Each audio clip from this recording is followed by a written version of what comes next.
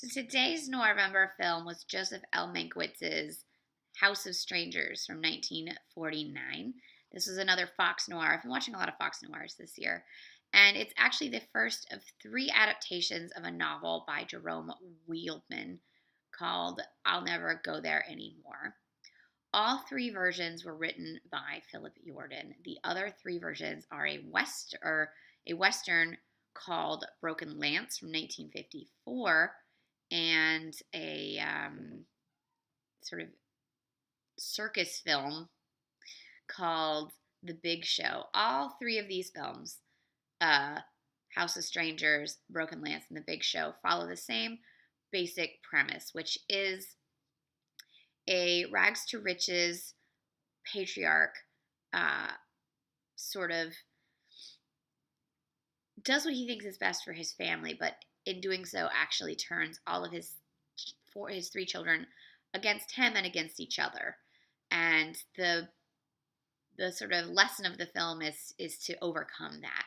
So in this version, you have Edward G. Robinson playing this father. He started out as an Italian-American immigrant who has a barber shop and then eventually becomes a banker and raises three sons, or four sons, all of whom end up resenting him except for Richard Conte, who is a lawyer, who ends up going to jail to try to help his father from going to jail. The film begins with Conte getting out of jail, looking for his brothers and deciding on vengeance, and then it goes backwards and you find out how he wound up in jail, why he's mad at his brothers, and what it is his father did. You also have Susan Hayward in there as the love interest for Conte, and she is so good, and they have such good chemistry. And there's this one scene where they're at a boxing match, and there's the violence of the boxing match behind them, and the this embrace and kiss between the two of them in the foreground, and the way it's filmed is so good. I was like, this is great cinema right here. This movie was released on my birthday, June 30th, 1949. I was not born in 1949. I'm not 70 whatever years old. What was I going to say? Okay, Joseph L. Mankiewicz. So I think it definitely is noir in terms of its structure.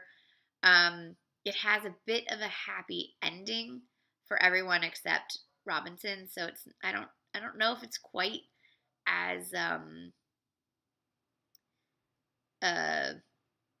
sort of full of dread as a noir really ought to be. So it's one of those like straddles the line between noir and just sort of drama.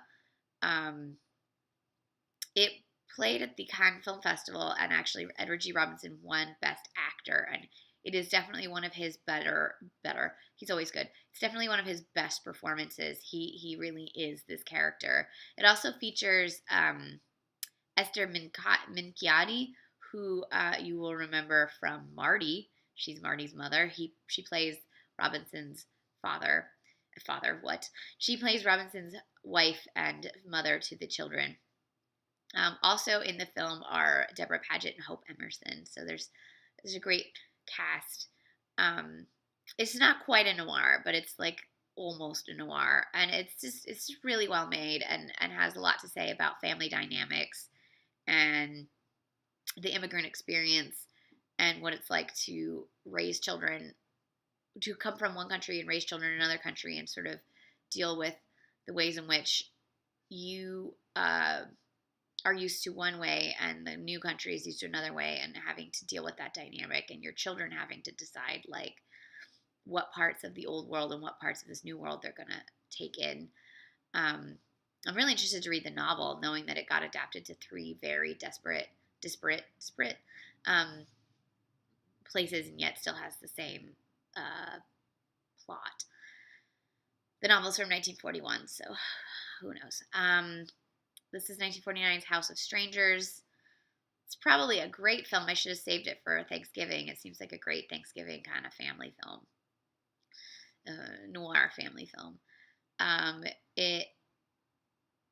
What did I say? It was from 1949. It's a Fox Noir.